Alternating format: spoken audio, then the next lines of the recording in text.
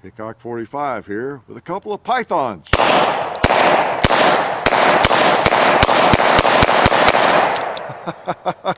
Couple of snakes. Yeah, I got to make sure they're clear. Couple of snakes. My hands are full, but I have 12 empty cases, so I know we're safe. Let's take them over here to the shooting table, all right? To make doubly sure we're safe. Doubly, get that? Yep, couple of snakes. To compare the 2020 Python and the old Python. You could say, I guess, second generation Python, because they've made a comeback and they're a little different. Not dramatically, but they're a little different, right? So let's unload these cases. Those are just 38 specials. Yeah, this is a wimp, right? And I'm glad you came by this evening, because I love shooting revolvers. A couple of pretty revolvers especially. Yeah, can't beat that. And of course here they are. And you know, you've known, if you've been following Sunday shoot-arounds, following us, you know the story on the 2020 Python. We had a little issue with it. Gosh, it's been months now, I guess. And yeah, it was before SHOT Show. And it's been gone, and Colt's worked on it, and we have it back. Bud's got it back, and we were going to get a different one. That's what we were going to do. And as time went on, and then Colt posted the video update on what they're doing with the pythons and about the issues and everything. We said, well, let's just get that one back if Bud still has it. And I asked for it, and they had it. They had not auctioned it off, or no one had bought it, whatever. So here it is. So we spent a lot of time with this python back before it had the problem, and then now I've had it. Wow, it's been weeks and weeks, and have been shooting it off and on. You've seen it in the Sunday shoot-arounds, and it's been doing fine. Okay, been doing fine. So we were ready to do a comparison between the old, Python, my original, made in 1981, and the 2020 Python. That was on the agenda, but we couldn't get to it. So we wanted to do that and maybe talk a little bit more about this one. But let's just look at some of the obvious differences here. And many of you already are aware of these. I need a bullet pointer. There's one. Well, on this side, for example, we know we're clear. You just saw me clear it. But out here on the muzzle, you've got a recessed crown. Why do they do that? It helps protect the rifling. You see, you got your rifling right down in there. And so if you bang that against a brick wall or somebody's brick head, it's not as likely to damage your rifling. For those who don't know, if you have a dent right there, I don't know, if I took a file or anything hard metal and just stuck it in there and just damaged that a little bit, it can really affect dramatically the accuracy, okay, where that bullet's going. Okay, it allows the gases to escape maybe at a different angle as the bullet is leaving the muzzle. It's just different on one side, and it doesn't take much to affect it. Okay, on the old Python, you had a different kind of deal there. You had kind of a crown there, but it didn't really help much. I mean, because your rifling goes right out to the end. So as far as what they had on that I don't see how that helped at all. As far as protecting the rifling, at all. But I mean, it looks cool. So this actually has some protection. Then on your front sights, while we're out there, you had pins on this front sight. You had to get out. Most people couldn't do that themselves, like dummies like myself. You could, but to replace that. So these are a little simpler. You got a screw right there. You just take it out, and you can replace that with various sights. And what else? You have a little bit different. The roll marks are a little different. You can see, and I'll get it in the shade here. Maybe you don't get reflection, but you see the roll marks a little bit different on both sides, and they're nice. I think I might have talked about that in the first video, but I'll link to the first video and any other thing we've done on these. Okay, and again, we had an issue at the end of that first video with it. Okay. And we'll talk a little bit about that. And your side plate's a little different. They changed that up a little bit because the action is different. It's simpler in the 2020 Python. You see the screws right there on the seam, and the plate comes out a little further forward. and all that, and the action is different. I can't speak with any expertise on all the differences in the action, but it is different. Sure, the trigger is a little bit different shape, not dramatically, but a little bit different. And let's see, you got your horse or your Colt there, and your grips are different, we talked about. Now on this side, your roll mark's a little different. I kind of like that Colt, that's pretty sharp. And I don't have a problem with the different roll marks, really. That as I said in the first video, I was expecting a dramatic difference in the gun, in the quality of the gun, and it'd be really turned off. And I was pleasantly surprised that I was not. Now, one thing I didn't like, I pointed out, I don't like the serial number out there and the code, UPI code or whatever, the ID there, UDI code, I guess. Man, it's a shame they had to put that on the frame of the firearm. Since it's a Python, that's too bad. Okay, hammers are a little different. You've got a kind of a serration on that one. And I like the old Python a little bit better on that, but they both work fine. Okay, your adjustable rear sides, no problem. Back strap, you've got grooves in that. You don't on the new Python. All right, looking at little differences here and there like that that are not dramatic. Most of the things are just cosmetic, not a big deal. The grips are thinner on the 2020 Python, I pointed out. Some of you probably like that better. I like the thicker grips. They are interchangeable. I've done that. I meant to have a screwdriver and maybe even do that today, but I guess I won't. I don't have a screwdriver. Could maybe bang them off with a rock. But it made this one feel a lot better. I put them on and shot it one day. When we had it before, I think I did that, and it just felt better. You put hot 357s in this, and for me, it's just thin enough. It kind of comes back and hits you. Can I shoot it while I'm yakking? Yeah, let me shoot some more. All right, so yeah, the original had we're not 100% sure, but I think this screw was a little bit loose, and Colt, talked about in that video how, some magnums, how the hand needs this plate tight against it or it will not work. And in the video, you can see it was tight, the crack and everything. The joint, not a crack, but the joint and everything looked just like that. But apparently the screw, I guess, might have been a turn loose, half a turn, I don't know. But something enough to affect that, okay? So apparently that's all it was, and I'm not sure unless they did something else to it, but that's it. And I have checked. Now we've got the 4 1/4 inch in here too that we'll be doing video on. And both of those screws are really tight. They are Loctited. I put a little bit of pressure on them. I don't really want to loosen them. I just wanted to make sure they're good and tight. And they really got them tightened up, no doubt about it.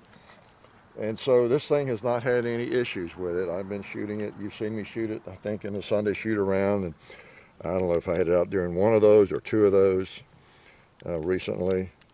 But it's doing fine. It really is. All right, let's shoot something. How about that bowling pin? Magnumize it. Let's magnumize that 2-liter. Woo! That'll magnumize it. How about a cowboy? Right in the heart. Oh, hurts. Yeah, it does hurt a little bit with hot, magnums. Just a thinner grip. I would change out the grips. I would try to find a set of these and put on if I had one, I guess.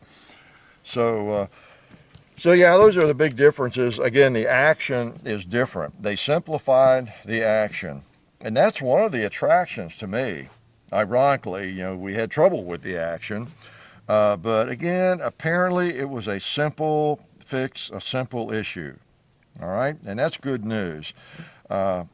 The attraction is that it is simpler and it still is nice. It does feel like glass, just like the old Pythons, pretty much like them. I mean, you could, oh man, when you pull that thing back, it is smooth. Double action might not be quite as good or smooth. There's not much difference though. There's not much difference. it's still a Python, as I said in the first video, and I'm really pleased. It's still a Python. It's kind of ironic. I spent most of that video talking like I am now, how pleased I was that it that I was, well, how pleased I was that it turned out to be a pretty good gun, because I was expecting kind of the worst. I was being, I guess, pessimistic about it, and I've said through the years that I don't think Colt could ever bring out the Python and do a good job on it, for less than $4,000, because of the handwork and everything. But they have figured out, it's not cheap, around $1,500 or so, but they have figured out how to make it and keep it pretty much true to the Python with that beautiful action, without it being $4,000. That's really, really good news to me. Okay, as for comparison, what else about it? Okay, now one thing to talk about a lot, and I did a little bit of a measuring. This top strap is just a little thicker, okay? It's a little bit thicker. People make a big deal about how it's, the cut here is not as deep or something, but I measured that too, and I think there's a little difference, but it's very, very minor. But that top strap is just a little bit thicker, a little bit beefier. I can't imagine it being enough to make that much difference, in either one of them, but it is a difference, okay? And let's see, there was something I haven't pointed out that I just know you were dying to know about, but I don't know, maybe not. It's still a Python, and it feels like a Python, and it shoots like one. I know some people just don't like it at all, but and there are those negatives. But really, I am still pleased with it. I really am. I was trying to think of a comparison, because really it's just they just restarted making it again. It's not a totally different gun or anything. I was saying, it's a little like the 686. Okay. Here's an old 86 from the 80s, all right? Great old gun, And here's one that was made, I don't know, well, I've had this maybe 8-10 years or something. It's new. It's got the key lock and hammer-mounted firing pin. So it's different, all right? Well, they're basically both 686s. A lot of people buy these. They're not bothered by anything about it, really, other than maybe the key lock. They don't necessarily love it. Some people hate it. But, they're both 686s. Nobody would claim that the newer one is not. You've got a couple of changes in it. You don't have the hammer-mounted firing pin anymore. You got the key lock. It does hold 7 rounds. So you've got kind of negatives and positives, but it's still a great shooter. And this one doesn't have a sleeve barrel. You're not into that kind of thing yet. So it's kind of like that, I guess. It's still 686, and shoots great, has the same feel and all that. Action is good, trigger is good. And that's kind of what you got here with the Colt. You got a couple of, you got some tweaks that you might find distasteful, and some things you might like. So this is all strictly opinion. You've got the red ramp sight on this. I like that. I wish I had it on this one.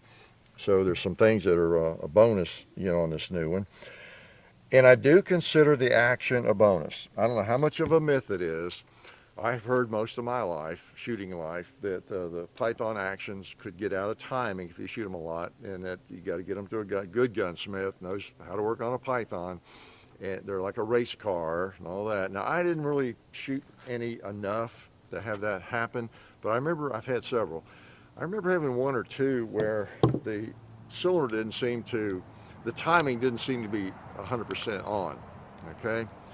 And so I pretty much believed, that could be a problem, because the timing didn't seem to be perfect on one or two of them that I did have. And, just a lot of handwork in it. You got to know what you're doing. One of the negatives on these is if you have a problem with it, and you do have to have an action job, have the timing worked on, is your local gunsmith going to know how to do that with a Python? You're going to trust, how many people are there that you can trust with a Python to work on the action, okay? It's hard enough to find a gunsmith to work on anything that you can count on these days. So this action is simpler. and you're supposed to have less issues, you know, the potential for less issues with it, you know, and that's a really good thing, a really good thing. So, I don't know, I'm trying to point negatives and positives. The hammer, I don't like the looks of it as much, but it feels good. The serration feels great.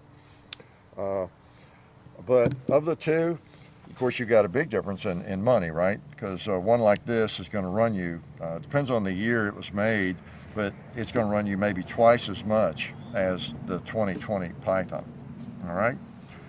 So it's not like you're just paying a couple hundred more for an older one, a vintage one. So as far as comparison goes, if I didn't have a Python, if I had not bought that one, I think I would probably be satisfied with this new one. I think I would, because unless I was looking for a collector, you know, hang on the wall, had never been fired and that sort of thing. Put in the bank, you know, never fired.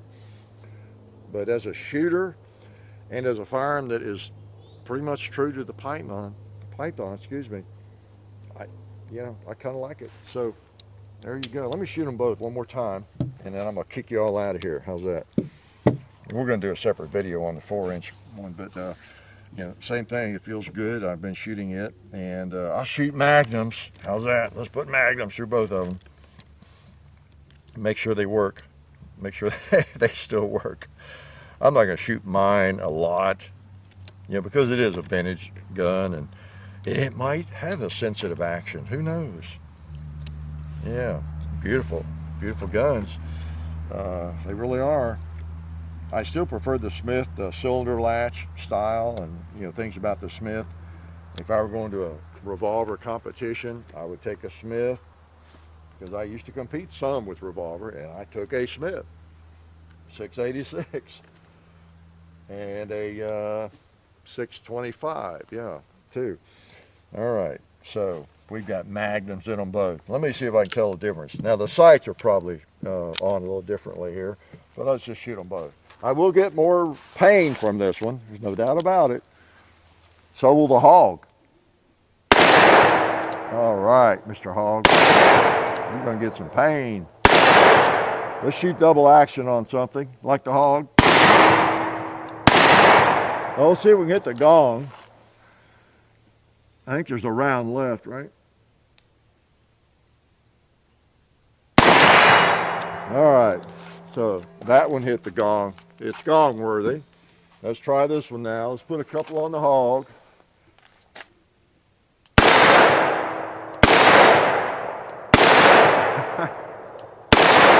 Now let's put one on the gong.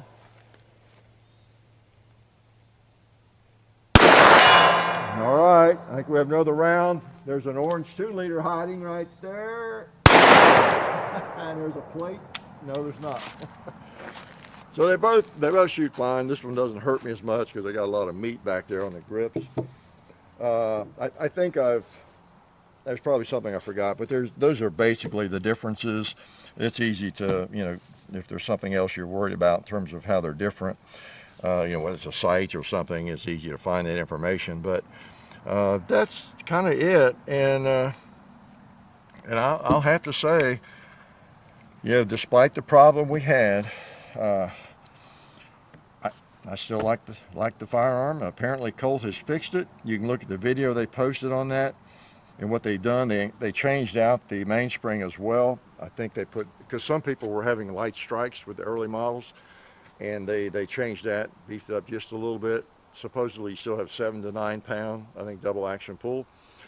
And then they started Loctiting that screw, and I don't know, maybe something else inside, but they've addressed it. It apparently was not like a major problem, okay?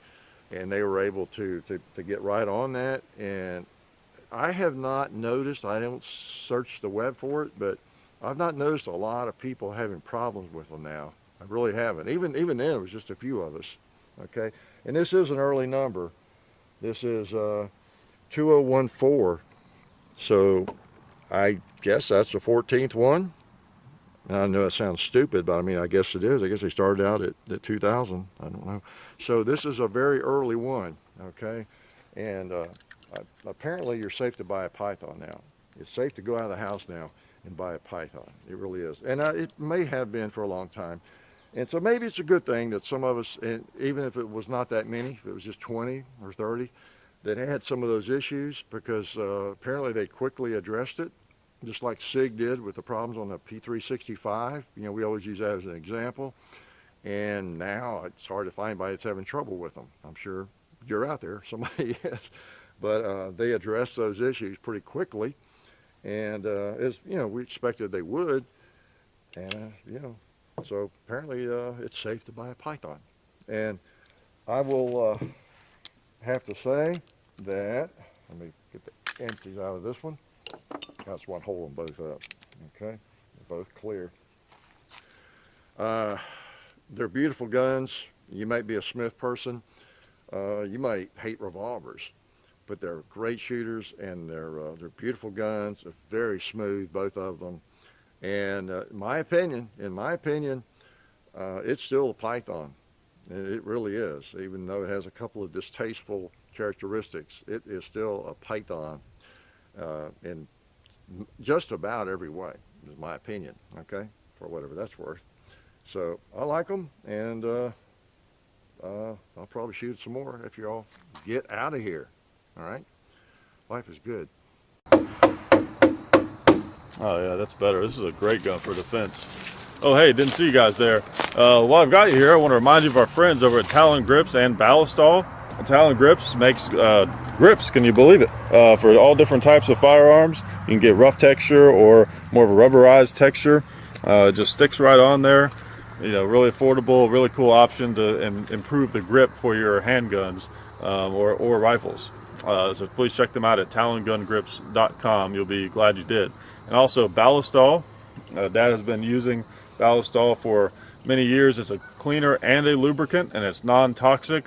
It works really great, and we're happy to have them on board since it's been a part of our shooting endeavor for a very long time. So go to ballistol.com, talongungrips.com. And also, while you're out there, I'm juggling all these things here. Also, while you're on the internet, please do check out our other social media like Hickok45 on Facebook. There's also Hickok45 on Twitter, The Real Hickok45 on Instagram. There's a John_Hickok45 on Instagram where I do some things. There's Hickok45.com. You can find us also on Gunstreamer. So check out all that stuff and then watch more videos.